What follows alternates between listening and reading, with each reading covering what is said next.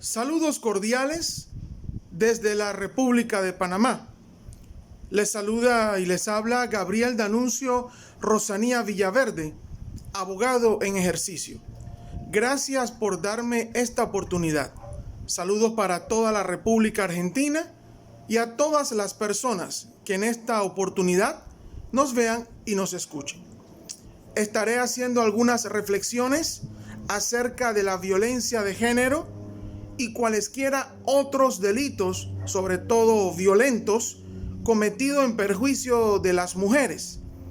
Y en el contexto de si los cristianos, entiéndase católicos, evangélicos, protestantes o de la confesión que sea o pertenezcan, pueden y deben formular denuncias o acusaciones en contra de aquellas personas que cometan este tipo de delitos. Sin embargo, también creo que esto es extensivo, no solamente en lo que respecta a la comisión de delitos en perjuicio de mujeres, sino en perjuicio de cualquier persona, sobre todo si son personas vulnerables. Entiéndase, reitero, mujeres, agrego niños, ancianos y personas con discapacidad. En cuanto a si los cristianos, la iglesia o las iglesias deben presentar denuncias en contra de aquellos que cometen este tipo de delitos. Pienso que debe existir la disposición de parte de todos los cristianos de leer, investigar, analizar lo que dice la Biblia con respecto a lo que la Biblia nos presenta como la palabra de Dios en cuanto a cuáles son los deberes nuestros, principalmente en la defensa y la promoción de la justicia.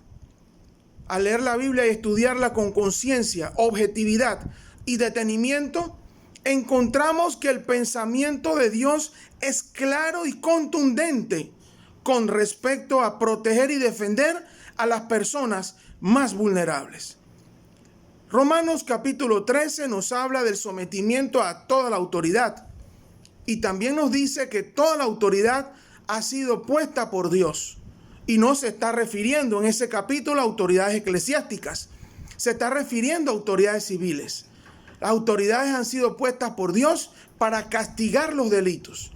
Si nosotros hacemos una comparación de los códigos penales, no solo de Argentina, de Panamá, sino del resto de los países latinoamericanos y del resto de los países del mundo, estos códigos penales, en concordancia con las constituciones políticas de dichos países, más los instrumentos internacionales de derechos humanos, dejan claramente establecido que están fundamentados en la Biblia. De hecho, en su momento, cuando se redactó la Declaración Universal de los Derechos Humanos en la década de los 40, uno de los fundamentos que inspiró esta declaración fue la Biblia. Entonces, decir que el Código Penal no tiene base bíblica es un error. Necesitaríamos volver a revisar y estudiar todo este asunto de la legislación penal para encontrar que tiene su base bíblica, indistintamente que la veamos o no, lo reconozcamos o no. Porque el Código Penal, los códigos penales tienen como fundamento la defensa social, tienen como fundamento la protección de los bienes jurídicos, tienen como fundamento la tipificación y castigo de conductas consideradas dañosas, lesivas y contrarias al orden social. ¿Cómo pensar entonces que no debemos denunciar los delitos? ¿Cómo podemos pensar que no debemos poner en conocimiento de las autoridades cuando una persona vulnerable, particularmente una mujer, un niño, un anciano, una persona con discapacidad, está siendo víctima de cualquier delito? Para Dios, la violencia es pecado. Para Dios, el abuso es pecado.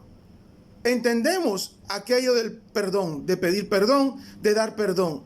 Entendemos aquello de darle algún tipo de consejería o atención espiritual a los delincuentes o a los infractores o a los violentos. Es cierto, orar por ellos, que vayan a una terapia, consejería. Estamos de acuerdo con eso. Pero también es deber de la iglesia, de los sacerdotes, de los pastores, de todos los cristianos, denunciar este tipo de delitos. porque el no hacerlo estaríamos violentando lo que la Biblia nos presenta, desconociendo lo que la Biblia nos exige. Por cierto, en el sistema penitenciario o en los sistemas penitenciarios de los diferentes países, indistintamente de sus defectos, de sus fallas, de sus errores, hay programas de resocialización. De hecho, en los diferentes centros penitenciarios siempre hay presencia de pastores, de sacerdotes que atienden a los privados de libertad. Por ende, una de las formas con las cuales Dios trata con nosotros no es solamente a través de la consejería o no es solamente a través de que nos perdonen, sino también en los centros penitenciarios, porque todos tenemos que ser responsables de nuestros comportamientos. Así que en esta hora, estas son nuestras reflexiones y siempre estamos a sus órdenes para servirles en cuanto a cualquier tipo de orientación legal, especialmente en este tema que hemos compartido en esta hora. Muchas bendiciones, gracias por su atención. Habló para ustedes su amigo y servidor Gabriel Danuncio Rosanía Villaverde desde la hermosa República de Panamá. Bendiciones.